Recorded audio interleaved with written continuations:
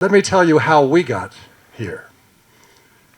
I started a small NGO over 30 years ago. And what we early on recognized was that some of the world's most important wildlife was vanishing. 50 years ago, many of your bongos left Kenya. And they left Kenya for collectors, they were sold to zoos. It was a very sad time. 30 years ago, we set out, a very small group, to turn that around. And since 1989, I personally always believed that bongo were the property of Kenya, and that our job was simply to take care of them until we could bring them back.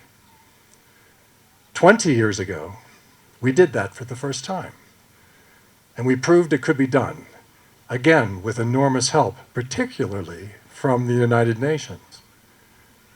This time it's even more profound, because 20 years later, we've learned a lot. And the best teachers along the way have been the bongos themselves. They've taught us what they need. They've taught us how they live. They have complex relationships. This is a fascinating and majestic and beautiful creature, very shy, but very social. As we moved forward with the idea of bringing the bongo back to Kenya, we had to recognize that we had to do it right. And the only right way to do it is to work with everyone to see that it can happen. And that's where we are today. But imagine these bongo that are going to be coming back very soon are 20 generations from the wild bongo that lived here 50 years ago. They're innocent, they're naive.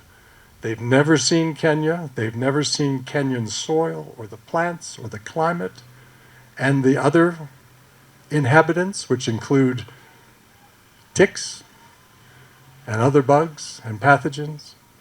So we are doing everything possible with the best minds in your country and the best leaders in the world to make sure that when they come back safely, that they are healthy, and that they live and thrive.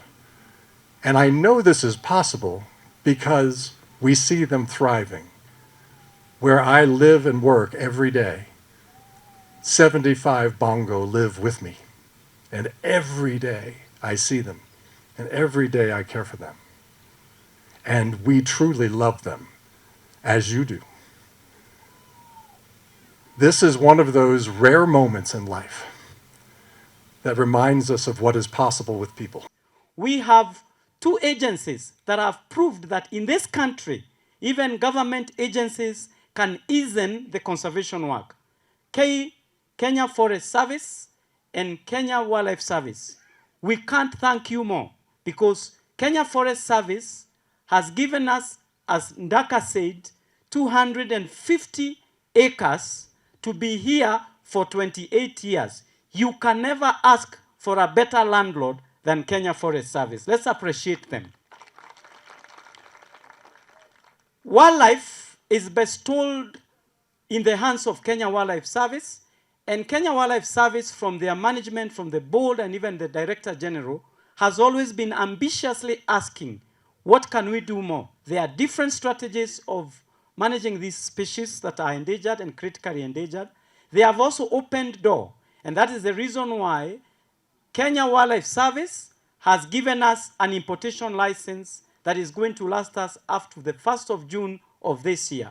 And we are working along those periods, as Paul has said, to see if there is an opportunity and a possibility for us having these animals. We need that period. Therefore, Dr. Paul, these leads, they are paying a lot of money to us. So there's some resource being wasted when this is empty. Therefore, the sooner the community is saying tomorrow, but me I say in 2 weeks' time, we'll be fine with them. So, yeah, they are going to improve forest conservation and other issues. Therefore, on behalf of Kenya Forest Service, just know we enlist our devoted support to all this. Soon or later, in the next 3 months, We are making a state of us air surveillance, both for fire and forest next in Mushene, which are going to monitor all these ecosystems. Therefore, we don't expect any security risk. And now we have also increased the number of rangers in the county, and they are at 115 additional. I have a staff of 258. So you can imagine all that. You can see the young girls, the young ladies and men here. So there's no problem about security, forest conservation, management, and tree planting.